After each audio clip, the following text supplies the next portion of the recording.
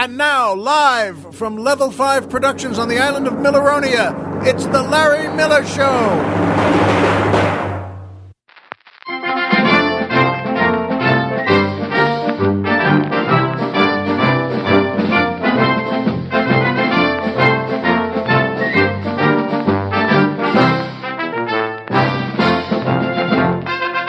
Good evening, Mr. and Mrs. America, and everyone who just can't wait for next New Year's Eve. Hi, folks, and welcome back to the Larry Miller Show. I'm Larry Miller, but in a way, aren't we all? And boy, oh boy, was it ever a great New Year's Eve here on Milleronia. That's where Colonel Jeff and I are now. And boy, oh boy, yes, I was already talking about next New Year's Eve. There's so much to say about it. But boy, folks, you know what? All the blessings to you and yours in 2018. This is our first show for the year, and we're very happy to be here doing it. And you know what? Also, Colonel Jeff and I had the same thought on this. I'm going to say Happy New Year with all the love and blessings to you. A lot today. Not a ton, but a lot. And the reason is he and I have just decided that should be about the last time anyone says it. We were wondering with holidays, and I'll mention that more a little later, of what is the half-life? What do we have? How much time to say, oh, and what, Happy New Year, you know, which is said with good feeling, but how long do we have before we start to sound like lunatics? And that's exactly what it means. Let's be honest. If you're still saying Happy New Year to people on, well, January 19th or January 23rd, you really need a jacket that holds your arms down. I mean, you should be in an institution. And that's, I don't say that to be mean. I mean, we all know someone who says, you know, again, on January 23rd, hey, Happy New Year. And you want to say, in your head, you're thinking, I don't believe I need this guy as a friend. Let's be honest, folks. With a holiday like, well, Happy New Year, the New Year's Day, and New Year's Eve and New Year's Day, I think, and Colonel Jeff agrees with me, we're not trying to be snotty about this, but you know what? That's about it. You get to the 2nd of the 1st of January and the 2nd. Okay, Happy New Year. And I was, for instance, working at the Comedy and Magic Club in Hermosa Beach before coming back out here to Milleronia. And you know what, folks? That's enough. It's enough. Happy New Year. I'll there's more to say about that, or things like resolutions but I'm awfully glad we all made it. I'm awfully glad we're here. I'm awfully glad we were all woken up today for another great day here in life. And you know what, folks? I think let's call, by the time you hear the show, it'll be, well, January 3rd, I guess, and then January 4th. Colonel Jeff and I decided let's give ourselves January 4th. If you haven't seen someone, and by the way, that has to be a good friend that you haven't seen. Can't be strangers, Happy New Year, because then, again, people will take tiny steps away from you mighty fast. So, at any rate, for today, for right now, God bless you all and happy, healthy New Year. And the music makes me feel great. It always does, and it always will. And Colonel Jeff feels the same way. And, of course, that's the Ernest Borgnine Orchestra and the Rosemarie Dancers, featuring boy tenor Colonel Jeff Fox, asking the musical question, when they say you'll not see nothing like the mighty Quinn, that's a double negative. So doesn't that mean you will see something just like the mighty Quinn? First of all, great question. And I'm not saying that just because we're friends and he's Colonel Jeff Fox. Well, I am. And you deserve for that. Remember, he came at the end of last year. I promoted him to get his rides out here to Milleronia on the old James Bond, Sean Connery 007 Goldfinger jet. You know what, though? So when Colonel Jeff first said to me, "You'll not see nothing like the Mighty Quinn," and that it's a double negative, so doesn't that mean you will see something just like the Mighty Quinn? I'll be honest, for a couple of seconds I considered a fast trip up to volcano number 2 for him. I won't lie. Not about that anyway. But I mean, and then he, because let's be, it's a great question. And I know the song like all of you, but I know nothing about it. I never knew who or what the Mighty Quinn is or was. Then the Colonel had a sly smile on his face and said, "Larry, I actually have seen something like the Mighty Quinn. Plus, I've met the Mighty Quinn. In fact, he stayed with me in my apartment for 2 weeks in 1987 and told me everything about himself." So remember, Larry, you tell all the folks out there today that we know from the song he was an Eskimo. We know when Quinn the Eskimo gets here, everybody will jump for joy. But what we don't know, what I'm telling you right now, is that he's just about had it. He was more or less sick of everybody jumping for joy, and he doesn't need it anymore. And he was, ready to trek up north, go home to his igloo, and go back to fishing and hunting. Whew. Boy, oh boy! I didn't know any of that. And Colonel Jeff proves once again that just seeing him makes me jump for joy and say, "Happy New Year!" And also I mentioned there the great Rose Marie, who just passed away. And she was great, and she still is. Most of us will know her best from her great work as Sally Rogers on the Dick Van Dyke Show. She was so good. They were all so great on that. But she was far more. She had her own national radio show, and she recorded many records. And as a child, she was a big vaudeville star all across the country, known as Baby Rose Marie. Now, isn't that something? I knew something about that was always said, hey, she was really big and, well, for a long, long time. Yes, and that time was her life. She was 94. Rose Marie, you were great in everything you did, and you still are. And I'm glad we can all send you our first New Year tip of the hat. You deserve it forever, and you'll get it forever. So that brings us to be able to say for the first time in 2018, and by PayPal. That's right, PayPal, one of the greatest companies we have as a sponsor, and I'm awfully glad to say Happy New Year to them. And you know what, folks? They're a great group. When you work with them, you feel like you're saving the world, and who knows, maybe you are.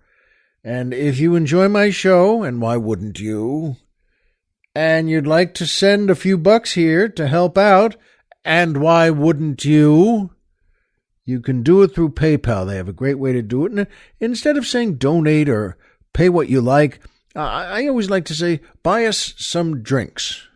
That's right. Buy Colonel Jeff and me some drinks.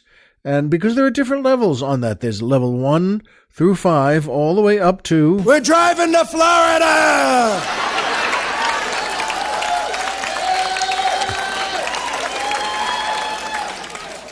Boy, sounds like they're still celebrating. And why wouldn't they?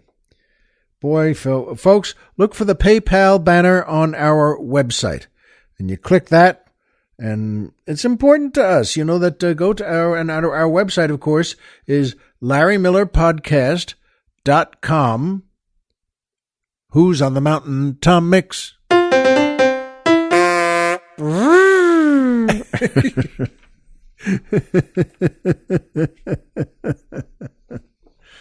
Well, it's good to get off the year on a good laugh like that. Oh, folks. Yeah, you know what? Every little bit helps us keep the old leg lamp lit. And thank you to everyone who's contributed already. And thank you to those who are just going to start their year by contributing now. Thanks, folks.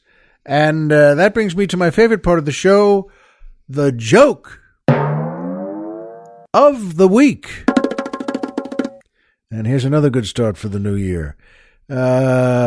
There's a very pretty blonde, and she's tired at work because she's tired of being, well, called a dumb blonde and getting all the dumb blonde jokes, and she's spent several years doing that, and she just doesn't like it anymore. And she says, you know what, I'm gonna show those folks there, and all the men and women who just keep calling me a dumb blonde. And she goes home that night to her place, to her apartment, and she spends the entire night memorizing, well, the capitals of the United States, all the state capitals. She just and she does it. She learns it completely, and she takes a shower and dresses herself up and makes herself up, and she goes marching into work right there. And as soon as she enters the big office there, one of the fellas who's always been teasing her comes up and just kind of teases her again about being a dumb blonde. And she says, I've had it with you.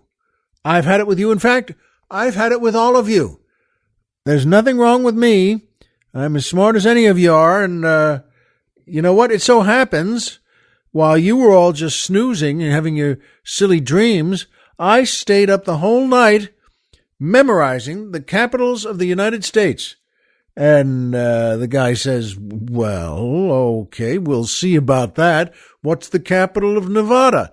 And she says, N.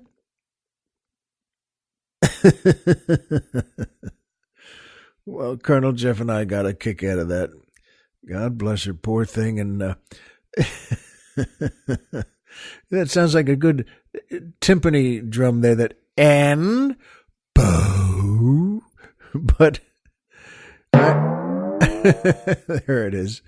You know, I couldn't help wondering, what was the rest of that day like for her? And, well, what kind of moment was that to start the new year on for her? But just love her, and you want to say, oh. Yeah. What's the capital of Nevada? And she says, N. And by the way, she's right. So if you like that one, please pass it along to your friends or family. And that brings me to my second favorite part of the show, the Poetry Corner.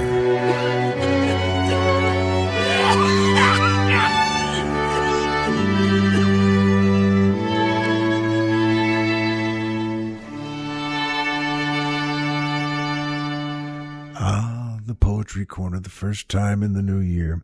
And that guy coughing now, by the way, sounds like that fellow in the blonde's office coughing after she snuck into his office a little later in the day and, well, told him she had a complaint.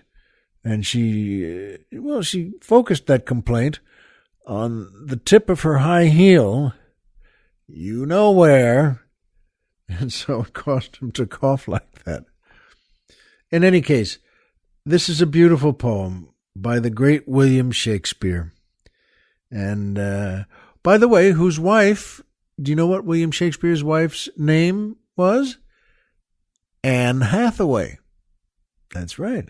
Anne with an E, in fact. But, well, anything that comes from that family named Shakespeare is okay with me. And this is called Blow, Blow, Thou Winter Wind by William Shakespeare. Blow, blow, thou winter wind, thou art not so unkind as man's ingratitude. Thy tooth is not so keen because thou art not seen, although thy breath be rude. Hey-ho, sing, hey-ho, unto the green holly, most friendship if feigning, most loving mere folly. Then hey-ho the holly, this life is most jolly. Freeze, freeze, thou bitter sky, that does not bite so nigh as benefits forgot. Though thou the waters warp, thy sting is not so sharp as a friend remembered not. Hey-ho, sing hey-ho unto the green holly, most friendship is feigning, most loving mere folly. Then hey-ho the holly, this life is most jolly. Isn't that lovely? Boy, oh boy. That Mr. Shakespeare, he sure earned his devotion to him, and his reputation. Thanks, Bill, and thanks to your wife, Anne. And yes, it is wonderful working with her. And that brings me to my third favorite part of the show. MMM, the Magic Movie Moment.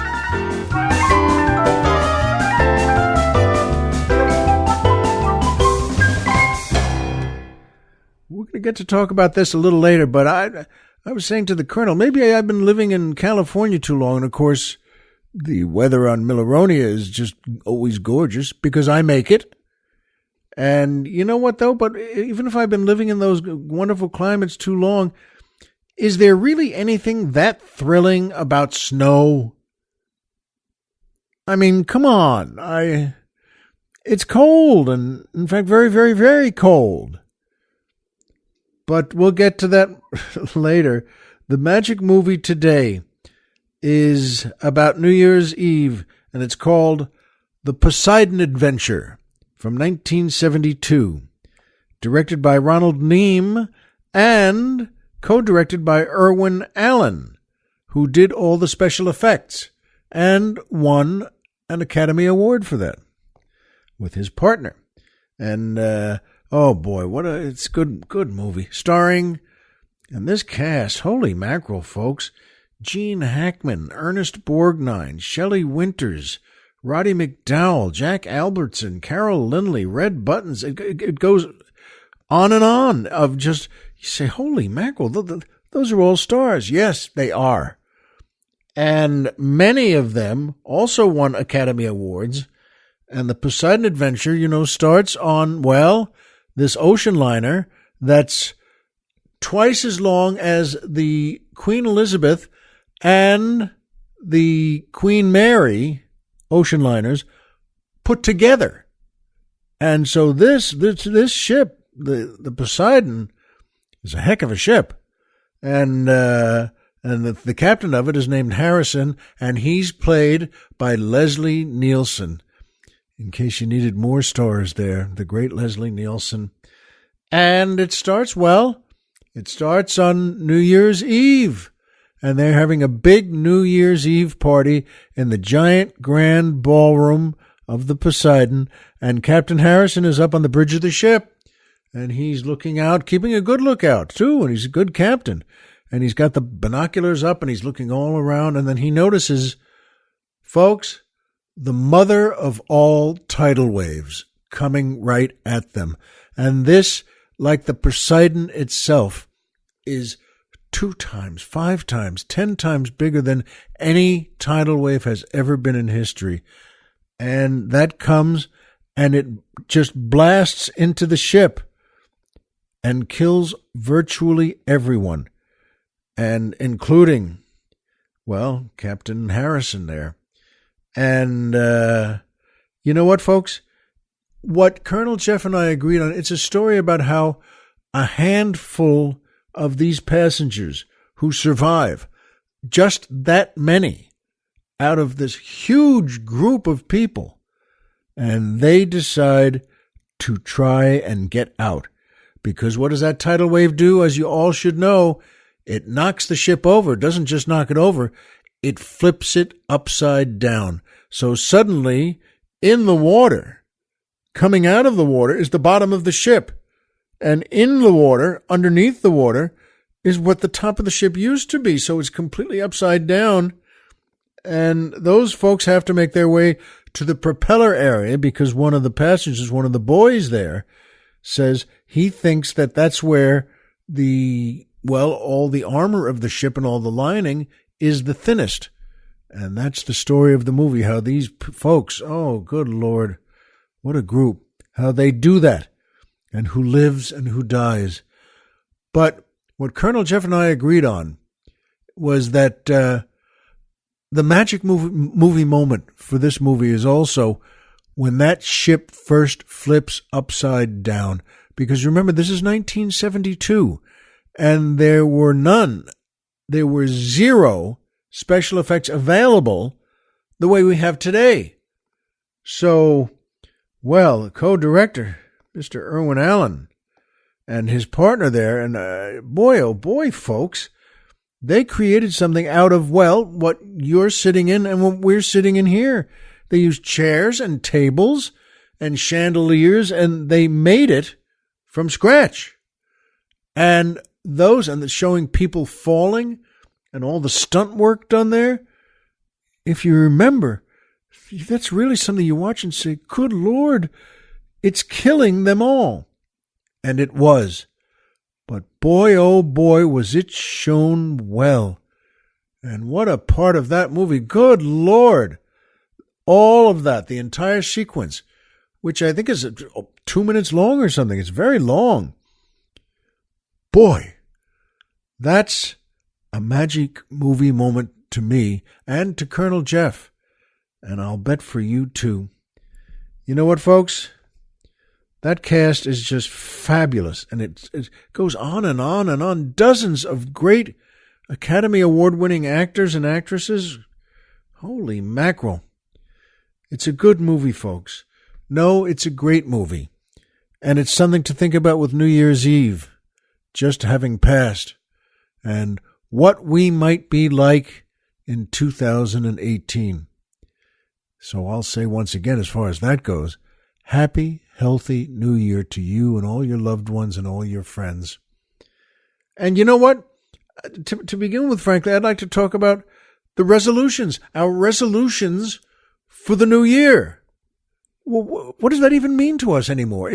Frankly, nothing. It means nothing to us. That because we don't resolve to do anything. That's a very strong word, you know. I resolve to do this and that. And I think the reason, I was just starting to think about this, and I'm going to put this into my act too, that, you know what? We all think, and we're wrong to do it. We think now that, I wonder what the new year is going to bring me. I wonder what I'm going to get from the new year. I think that's wrong, folks. I think that's 100% wrong. What we should be thinking is, what are we going to bring to the new year? And I think that's a far better way to go and a far more enlightened way to go. You get up in the morning and you think what you're going to do that day. And think about it even the night before. What will I do tomorrow? Will I just take a shower and shave and go to work? And that's just the women. But really, what are you going to do? Something to think about. I resolve to think about my resolutions in 2018. And I would like to suggest that you do the same thing. And I was wondering, and the Colonel and I were talking about this too, how long can we say Happy New Year to people? I mean, let's be honest. How long can you keep saying it? Happy New Year. Hey, Happy New Year. Is it just for friends you haven't seen? Happy New Year. Well, I don't think it's long that you can really say that. I think that, tell the truth that if you get to January 23rd, and anyone who's still saying Happy New Year to you, you're thinking, I don't believe I need this guy as a friend. He's kind of a lunatic. He should be in one of those jackets that wraps your arms around you. It shouldn't go as far as the 23rd. You know what? How long can you say Happy New Year to people? Not long. And on the 2nd or on the 1st of the year, sure. The 2nd, fine, sure, of course. Then you say, again, you still haven't seen people. The 3rd, why not? Okay. And then I decided to be generous and say, let's go to the 4th, all right? On the 4th of the new year, January 4th, sure, you can still say Happy New Year. And I would, as a friend, as your friend, I would like to say, let's stop after that. I would like to suggest to you and to me and to Colonel Jeff, that's about all that's necessary. You know what? Happy New Year. That's why I want to say it to you. Happy New Year, folks. Happy, healthy New Year with all the blessings that are possible and all the good work that you can do based on your own will and your own strength. Happy New Year, folks. And now, let's just let that go and we'll worry about it again next year. God willing, we'll all be here. The next step is always, instead of saying Happy New Year, the next step is just, hey, did you have a good, whatever the holiday is, did you have a good New Year's Eve? Leftovers in the fridge last far longer than cheerful greetings. And, that's the way it should be. I think Merry Christmas lasts Christmas Day +1. Hey, Merry Christmas. Because after that, you got to clean the house up, for one thing, for crying out loud. And all the big holidays, just let's give it a day. Give it the day of. And sure, if there's some build up to it, well, okay, all right, that's fine. But have you noticed patriotic holidays don't even get a big build up or a big greeting? There are no Happy 4th of July bumper stickers, or people that, and think of these are really great holidays, very important holidays. Memorial Day, Flag Day, which, as you know, is anyone? June 14th. And, these are big holidays. And forget presidents' birthdays. We don't even do that anymore. Like, hey, tomorrow's Washington's birthday. No, it's not. There's sort of like some catch-all, gather the presidents in. President's Day. Okay, all right. But I have come up with, and I would like to offer to you now a suggestion for next New Year's Eve, that the greatest thing to do, in fact, the only thing to do, you know what it is? Nothing. Do nothing. You don't need to spend $1 zillion. You don't need to get all dolled up or dressed to the nines. And you know what? Because, in fact, for our New Year's Eve this year, one of our kids was back from college and, excuse me, and he got together with a couple of his old friends from high school. And, well, they should, for crying out loud. If you're a freshman in college, of course you should. Go out. And we said he spent the night there at one of his friends' places because, well, as you know, New Year's Eve is a little crazy. And I told him that, there's no reason for you to be driving home at 2:15 or 2:45 on New Year's Eve. And so, you know what we had, and my wife, God bless her, was not feeling well. She had that big cold that's going on.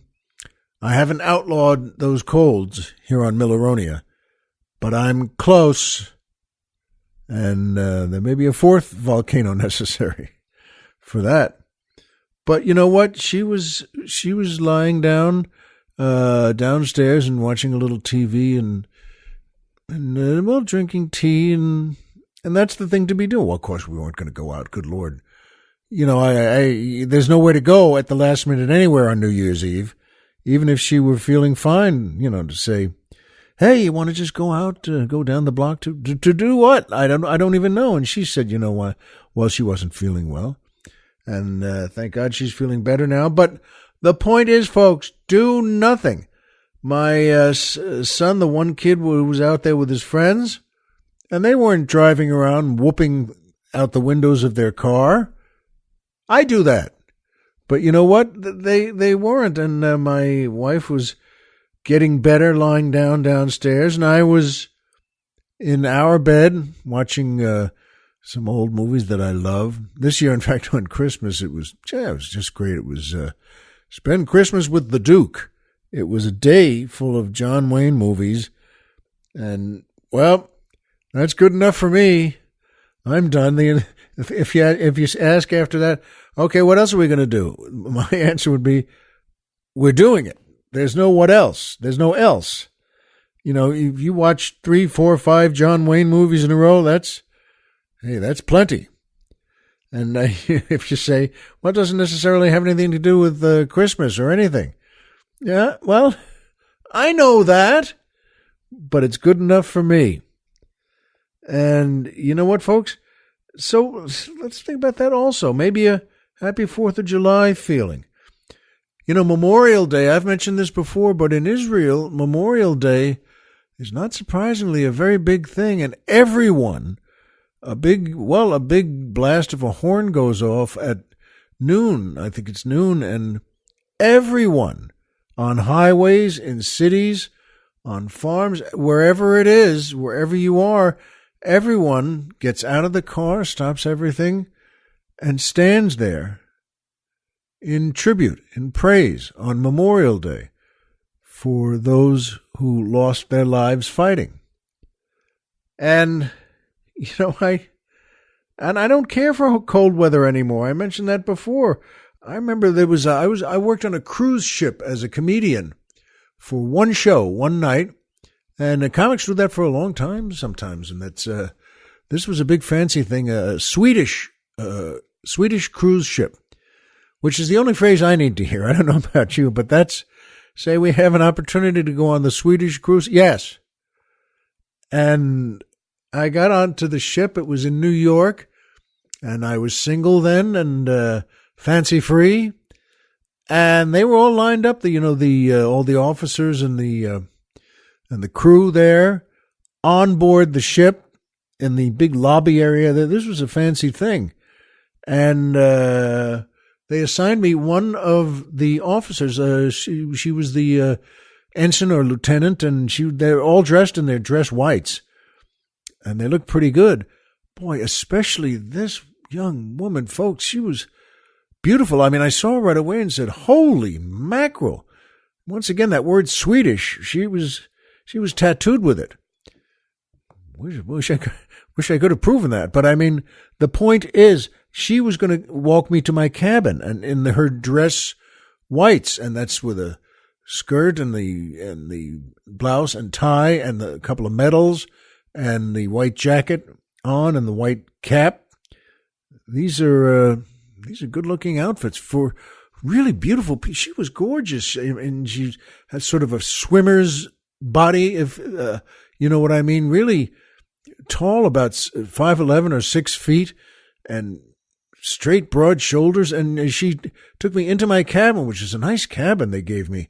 And she stood there in the hallway. You know, those hallways are awfully narrow. They're only about 2 feet wide as you go into the room there.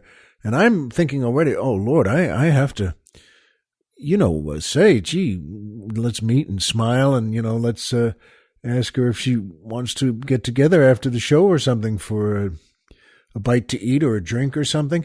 And, folks, I'm telling you, as I walked past her, she smelled worse than any Russian weightlifter you've ever met. And I mean so bad, in a kind of insanity, that both the uniform and she were, holy mackerel. And I mean, not something you could, never mind, you could miss it. You couldn't miss it. It was horrifying. Another moment in life of saying, what's wrong with you? Does no one do this? Does the whole crew, all the officers, smell like you? And this is as I'm walking past her, and I walked past her, I looked, it was horrible. I looked in her eyes, and she was looking right at me, and I thought, holy mackerel. So I got past her, and again, it's a very narrow hallway, you could hear that. Yes, as I got past. And that was a real effect. But you know what? Then I got into the regular room, which is nice and all, and I just said, oh, thank you. Meaning goodbye. Meaning get out of my cabin, please, fast. And again, I thought, holy mackerel. I mean, do they even still let you use the word Swedish? Isn't there some kind of test you'd have to go through, like a driver's test every couple of years? And, you just don't know. I remember being in, it was nice being in Winnipeg. I've been to many times to work in Canada, and terrific city, good people. And I met a really lovely young woman who was the girlfriend of the manager of the club, or the owner of the club. And, I mentioned I was still single, and they were just going out, and so I said to her, let's, and she was really pretty with a lovely figure, and I said, let's go out to, how about lunch tomorrow or the next day? I was going to be there 4 or 5 days, and she was up for it. Yes, good, thanks. And she came by to the hotel room they got me, which was awfully nice. I mean, the hotel room, not that it was cheap. It was great that she came by. But I was going to say, to her, yeah, let's go to a movie, and with the idea of strolling around, smiling and holding hands. I'll stop there. But, because there's no reason to go past there. And, boy, I just was glad she was there. And she sat down on the couch and kind of curled her legs up under her on the couch, and I sat down in one of the club chairs just for a couple of minutes before we went to lunch.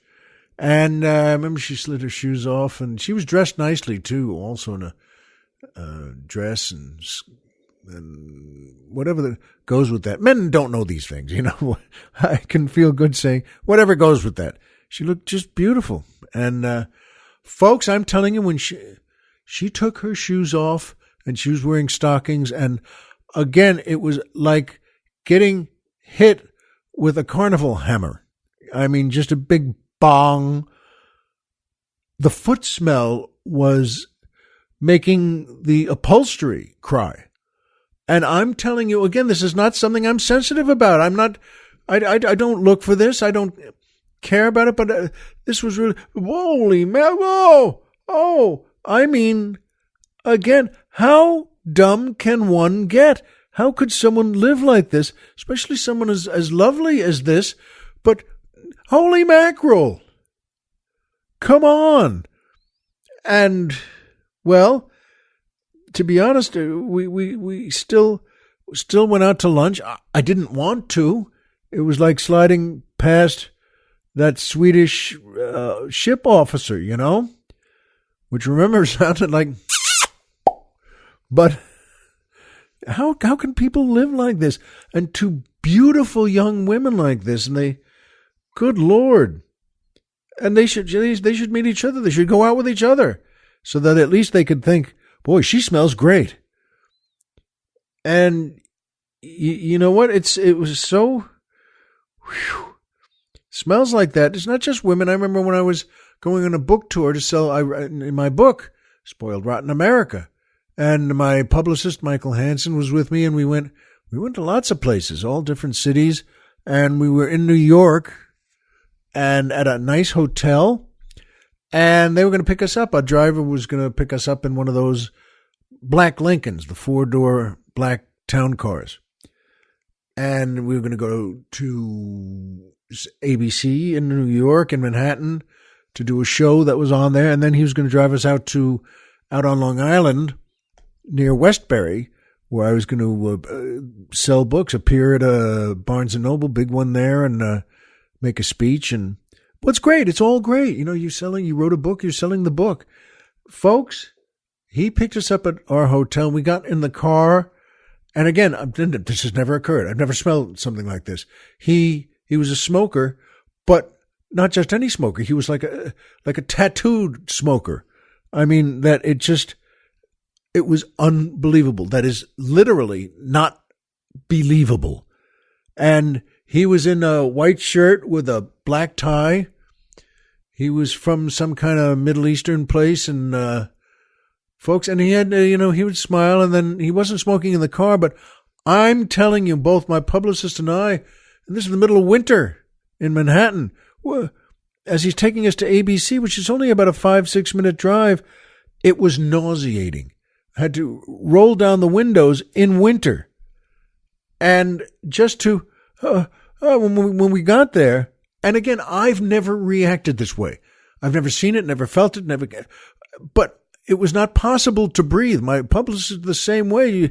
We rolled down the windows, as I mentioned, and just, and all 100% tobacco. I mean, all.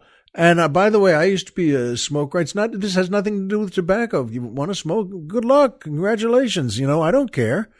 And this was so bad that when we got out of the car and we rolled out, I mean, we tumbled out of that car at ABC, and, and he comes around to smile again or something or other. And I said to Michael as we walked in, I said, I mean, we were nauseous. It was horrible. And I said, pal, I don't know about you, but and he said, just, I know. That's the worst thing in the world. I've never had anything like that. And I said, me neither. I said, can you please, while I'm just getting makeup, and everything and getting ready, could you please call that company and say, because I can't drive. He said, I can't either.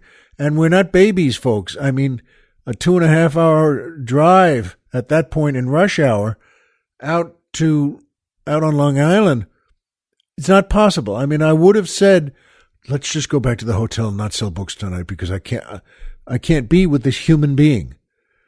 And he said he did. He got another driver. We went out there, and that's fine. But folks, I again, it makes you think, what's wrong with, sure, we all have things wrong with us, I guess, but not that bad. I don't have that. Colonel Jeff doesn't have that. You don't have that. And it doesn't matter whether it's cold or hot. Because cold weather, by the way, is horrible, and it's, to get back to that, who really needs, walking in a winter wonderland? It's wonderful to me. I'm not a complete idiot, but I'm close, but not complete. And I remembered, I was telling Colonel Jeff that, I think it was in Ottawa. It was so cold. I was there working and was there 5-6 days. And that's when I was single and lived in New York. So I had all my winter stuff. I had not only a big winter parka, but I took sweaters with me and turtleneck shirts and the big, Frankenstein cold gloves. And, you got boots on and corduroy pants with long underwear under them. And this is to leave the hotel at noon to grab a bite of lunch, just to leave the hotel, turn one way or the other down the street and find a restaurant. And how hard is that? And Ottawa's a great city, beautiful city, the capital of Canada. At any rate, you know what? It was so cold. And again, I'm sorry to say this, I'm not a baby. I've been through there many times. And I had the hood up and the face part snapped, and I couldn't make it. And that's the right phrase, make it. I couldn't make it more than 50 feet down the block. And it wasn't because the wind was stopping me. It was so cold that I just couldn't. You can't breathe. And 50 feet. And I stood there and kind of hugging one of the windows of the shops there. And that's when I said to myself, I remember, well, I can't do this. This is crazy. It makes you a lunatic to be out in this when you don't have to. I didn't care about anything else. And so I turned around and just, shuffled back to the hotel, as cold as I was when I walked out. But got back to the hotel and, holy mackerel. Whew. And I asked the concierge there as I went by, because I know she's seen that face before on me, and that look of just, and I said to her, and I kind of unbuttoned things, and I was shaking. And I asked her, she said, is there some place to get food here? There's a restaurant in the hotel. Well, yes, there's a restaurant in the hotel. I'm not sure what you want, if you can call for food or if there's a pizza place. I said, you know what, forget about it. The restaurant and the hotel. And that's where I went. I went up to my room, took all the stuff off, and just went down to the restaurant. And I sat with a room full of people just like me who were shaking. And, okay, it's another place, by the way, in the world, beautiful Canada, where you want to say, and people settled here. They got here and said, this is where we'll stay. Why? Well, you know what, though? We can make it. Let's not, those are two good resolutions for you and me.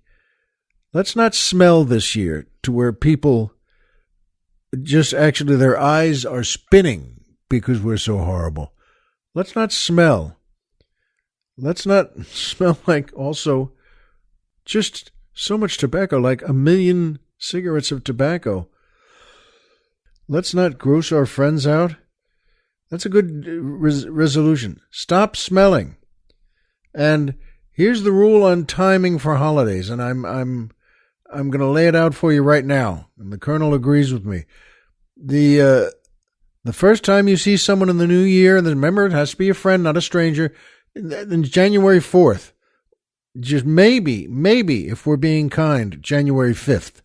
Maybe. But stop saying Happy New Year then. Get back to work. Pay your taxes. Let it go. Just shut up. And if you get to January 23rd and you're still saying Happy New Year, you're a lunatic. Check yourself in, because that's it. So do your resolutions. Yeah, there are the standard resolutions, lose weight, stop drinking, and stop doing this. Those are surface things. It's fine. Do all that, but there's only one truly great thing to do on New Year's Eve. Nothing. Let's agree with that.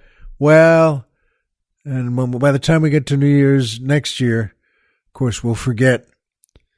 But that's what the good thing is about resolutions. It doesn't matter really if you do them all. What matters is that you think of them all and you decide to do them all. And then they'll always be in your head and heart. You know that, and I know that. It's because we know the same things. Homer is Homer. Pluto is a planet. And so remember, folks, Happy New Year. And as always, if you walked out of bed today and had a job to go to and a home to come back to and someone there who cares about you, folks, the game's over and you've won. And that's great in any year. Be well, and we'll see you here next time.